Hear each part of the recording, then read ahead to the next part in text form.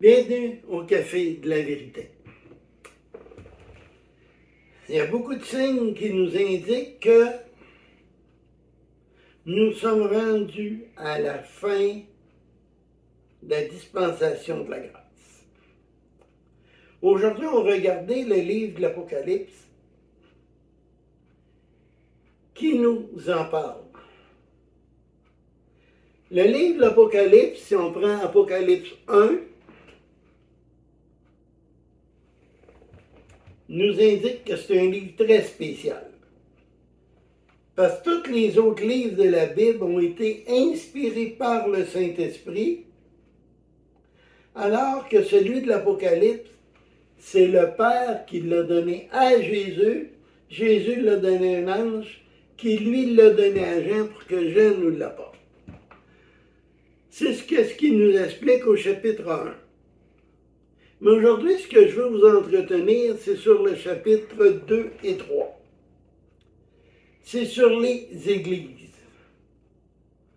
On va aller voir selon les églises où sommes-nous dans le calendrier de Dieu. Et vous allez voir qu'on est rendu à la fin de la dispensation de la grâce. Chapitre 2, 1 à 7, ça nous parle de l'église d'Éphèse. Je vais vous le laisser lire, je ne le lirai pas, pour ne pas faire une vidéo trop longue, mais je vous encourage à aller lire ces deux chapitres. Donc, ça nous parle le premier nous parle de l'église d'Éphèse, la première église. Le mot Éphèse vient de natif, le premier amour, primitif. C'est l'église du premier siècle, donc de la mort de Jésus, aller à peu près à l'an 200 environ.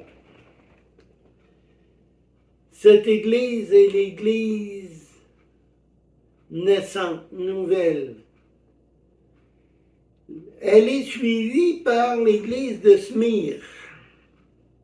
Smyrne qui veut dire souffrance, qu'on retrouve dans l'Apocalypse 2, 8 à 11.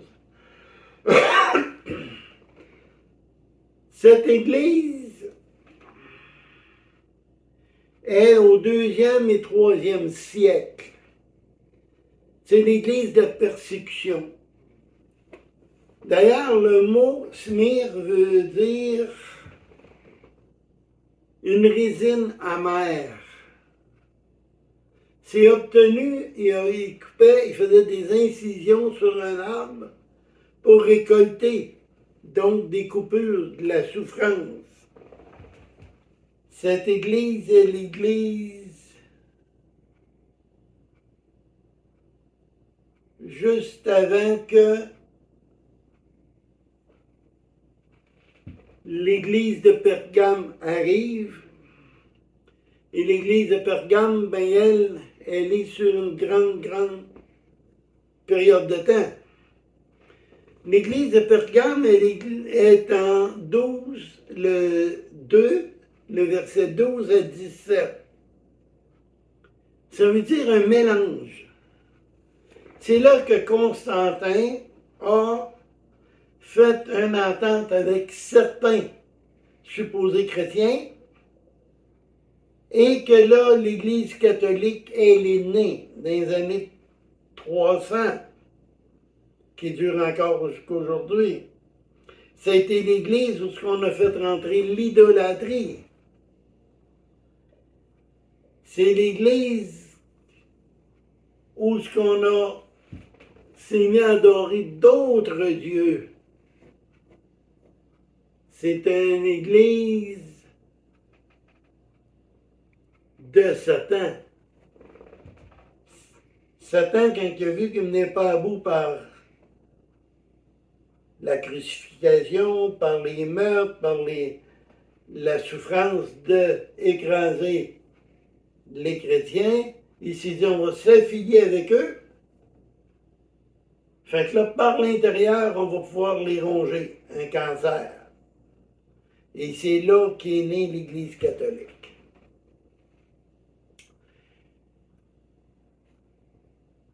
L'Église suivante, qu'on retrouve dans 2, 18 à 29, c'est l'Église de Thyatire. Thyatire veut dire trafic d'idoles. Si je me souviens bien, c'est dans les années 400 que l'Église catholique a introduit des cultes à Marie, etc.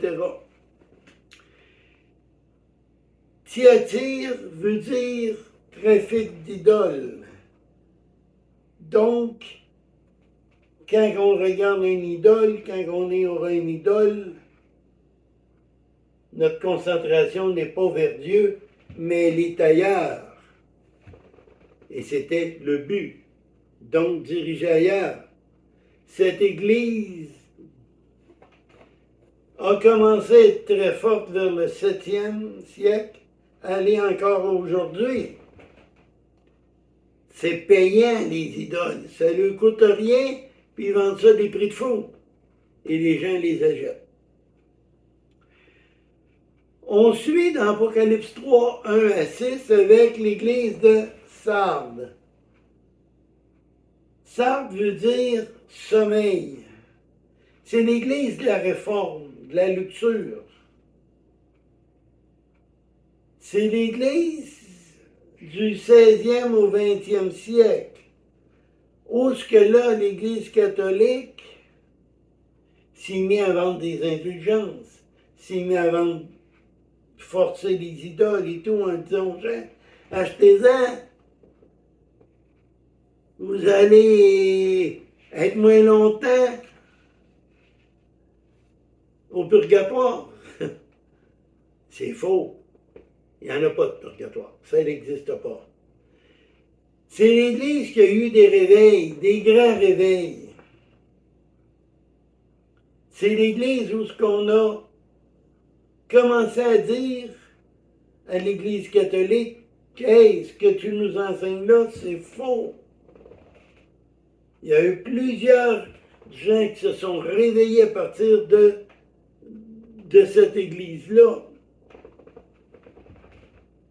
La luxure était, à ces moments-là, on a bâti des édifices extrêmement hauts, extrêmement luxueux. Je vais prendre un exemple.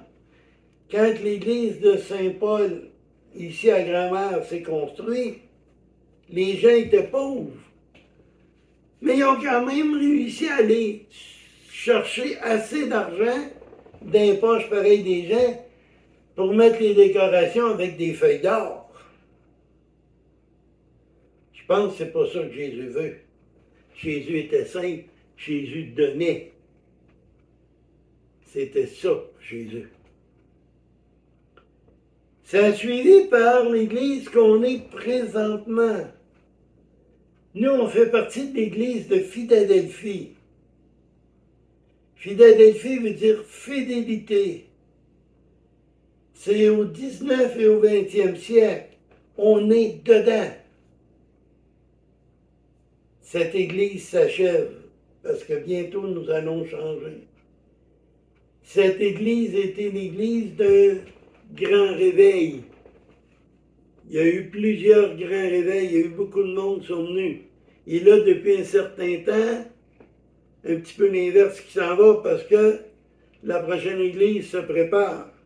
N'oubliez pas, là, ça coupe pas comme quand tu coupes avec un couteau, là. Hein? Un s'affaiblit, l'autre se renforce. Et c'est comme ça que ça change. Donc, nous sommes dans l'Église de Philadelphie. Nous sommes dans l'Église qui va apporter la fin de la période de la grâce. C'est l'Église, lorsque on va être enlevé, ça va être terminé pour la grâce. Les gens après ça vont devoir payer de leur vie. Donc, nous sommes à la fin. C'est l'Église qui nous dit, préparez-vous, je vais aller vous chercher bientôt. cette Église qu'on voit aujourd'hui. Et l'autre qui commence, et qu'on voit qui commence parce que les gens deviennent de plus en plus rebelles à Jésus. Si tu veux te faire haïr, parle de Jésus. Il y en a beaucoup qui te parleront peu. Il y en a beaucoup qui vont te traiter de toutes sortes de noms. Parce que ce qui s'en vient, c'est l'église de Laodicée. L'église écuménique. C'est la dernière. On la voit s'installer. Le pape a signé des traités avec d'autres religions.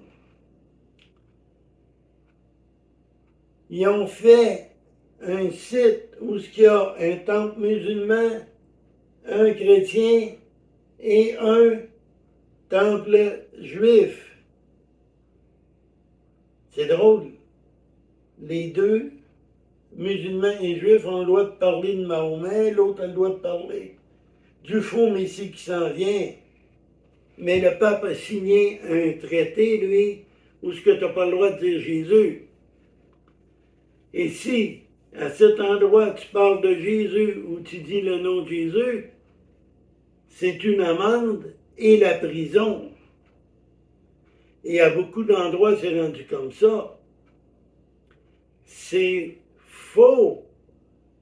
Il y a seulement Jésus qui nous amène au ciel. Il n'y a pas d'autre chemin. Même des supposées grosses églises chrétiennes, baptistes, pentecôtistes ou autres, qui se sont affiliés avec le pape. Le mensonge est très fort. Et tout ça, c'est pour préparer la religion mondiale, celle qui va adorer l'Antéchrist. Une seule religion. Il n'y en aura pas d'autre.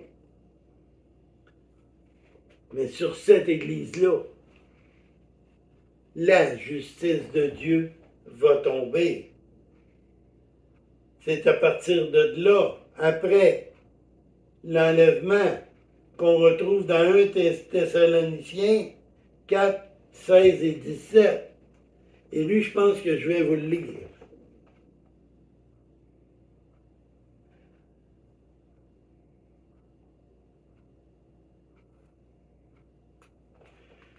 Un Thessaloniciens 4, le verset 16.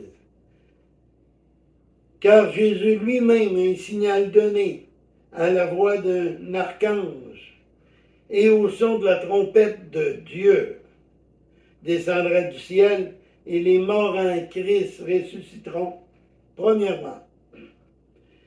Au verset 17, ensuite nous les vivants serons restés. Nous serons tous ensemble enlevés avec eux sur des nuées à la rencontre du Seigneur dans les airs. Et ainsi nous serons toujours avec le Seigneur.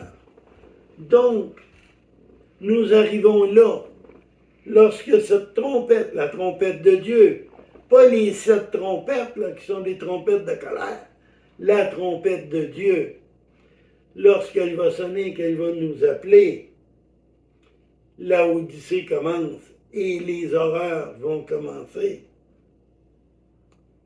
À partir du chapitre 4 de l'Apocalypse, on n'entend plus jamais parler de l'Église. Au chapitre 4, Jésus dit « Montez, nous allons le rejoindre pour l'éternité. Fini les douleurs, fini la maladie, fini les peurs. » Car le psaume 23 va recommencer pour nous. Sur cela, quelle église choisissez-vous? Philadelphie pour monter au ciel ou la Odyssée pour les 7 coupes, les 7 trompettes, les 7 sceaux? ça va être terrible. Vous avez le choix. Jésus maintenant ou votre vie plus tard. Donc, vous avez le choix. C'est simple, c'est par la grâce que nous sommes sauvés, dit Romains 6, 23. C'est un don, c'est gratuit. Tu n'as pas besoin de rien faire pour le gagner. C'est gratuit. Donc, c'est facile. On demande pardon à Dieu de nos péchés. On reconnaît que Jésus est le seul chemin, la vérité et la vie, et que nul ne peut aller au Père que par lui. C'est en croyant en lui que nous sommes sauvés. Demandez pardon et vous allez vous allez voir la gloire de Dieu. Sur cela, merci beaucoup et n'oubliez pas, repentez-vous.